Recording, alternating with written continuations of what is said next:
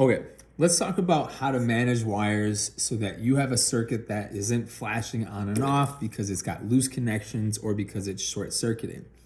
Here I have that piece of plastic with 3 LEDs. I haven't hooked the wires up. I don't need to for this, right? But imagine, right?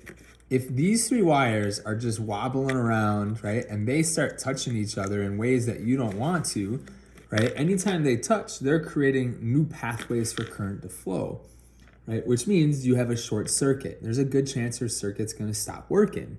You could even fry some of the parts. So we should never see just bare metal chilling out in the open in an uncontrolled fashion. Anytime you guys do a joint, right, we should be covering it once you've made it and you've tested it with electrical tape, and so that there's no bare metal. This not great, right? Right now I still have bare metal up there. So to finish up this connection, I would want to put some electrical tape all the way up as close as I can get to the LED, and I want to wrap this side too. Okay? This is a project I did. I'll show it to you guys tomorrow, where I put LEDs into this mask. And let's talk about, right, what you see in here. I know it's a hot mess, right? There's a lot going on. But first thing I want you to notice is there's no bare metal wires chilling all over the place. Okay? But all of the wires have been covered with the black electrical tape. What I also want you to notice is that I've bundled the wires together. So instead of having, look at this, I had this massive bundle of wires going from all the different LEDs. Instead of having them like stringing all over, right, I put them together, right? I bundled them together and wrapped tape around them. I tried using hot glue too, but it turns out the hot glue doesn't stick to this plastic, right? So this helps to manage so it doesn't get super crazy inside your project. That's a good thing to do at the end, right? Now, underneath this electrical hit, there's not bare metal touching, right? Each of those wires was individually taken care of. Another thing that you can do to help your circuit is to think about, okay, like if you have, let's say you have a cloth thing, right? Like you're working on something, whether it's shoe, a bag, or even a t-shirt or a hat, or like in this case, a mask. Most cloth things are not a single layer of fabric. Like even the shirt I'm wearing today has multiple spots where there's 2 layers of fabric.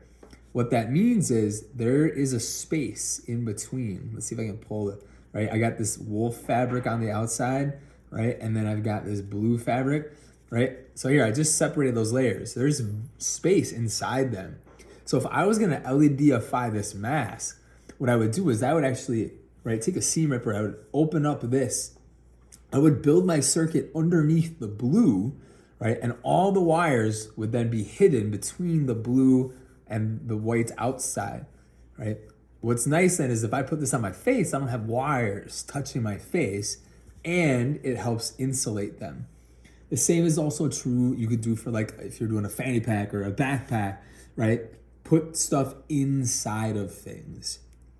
I've even had students like sew in a piece of fabric to cover up their circuit to make it more professional and safer for the user. Okay, the other thing I wanted to bring up was this idea that let's say you had a bunch of wires running around all over the place. Okay, like let's say you had this, right? Okay, how do you get the wires to stay in there? Okay, you can take your needle, right, and find a little bit of thread, and you can just sew around through the fabric and around the wire a few times and just kind of anchor that down. One of the things you don't want to have is wires freely going all over the place.